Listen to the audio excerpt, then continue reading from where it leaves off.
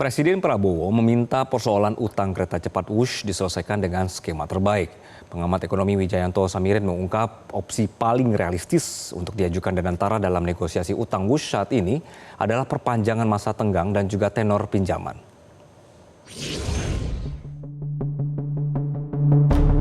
Opsi-opsi untuk meminta misalnya perpanjangan masa pinjaman itu bagian nanti dari skenario skema yang terbaik.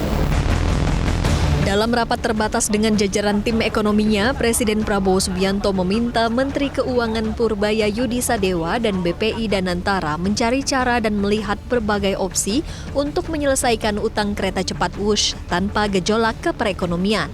Misalnya saja dengan perpanjangan masa pinjaman atau skenario pembayaran yang lain. Langkah Presiden Prabowo ini mendapat apresiasi dari DPR.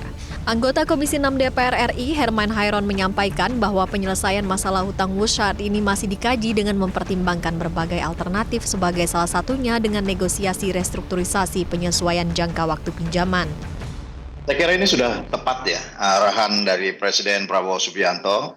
Tentu harus mendudukkan kembali antara pemerintah dan BPI Danantara sebagai pengelola dividen atas BUMN yang tentu harus mencari opsi-opsi. Dari kemarin kan saya juga membicarakan, ini jangan masuk kepada polemik masa lalu lah gitu. Dan ini sudah berjalan, sekarang sudah operasi, Wush sudah bisa digunakan sebagai transportasi publik, dan bagaimana sekarang mencari solusi untuk agar supaya kereta api cepat Jakarta-Bandung ini nggak rugi gitu.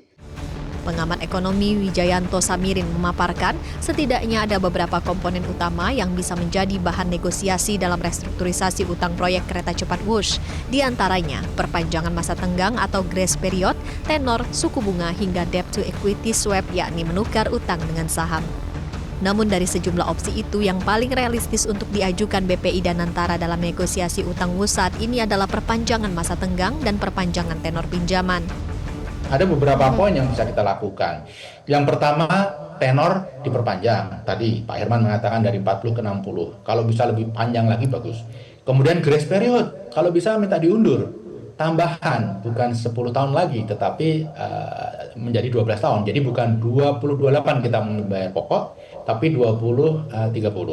Kemudian yang lain adalah penurunan suku bunga. Nah, satu hal yang belum banyak dibahas, tapi menurut saya sangat potensial adalah debt to equity swap. Kita punya 60% saham KCIC.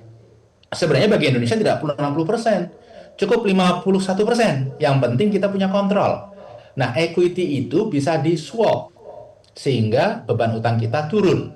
Apakah pemegang saham baru itu Bank Development of China atau partner dari Cina di KCIC. Ini akan cukup membantu menurunkan beban bunga.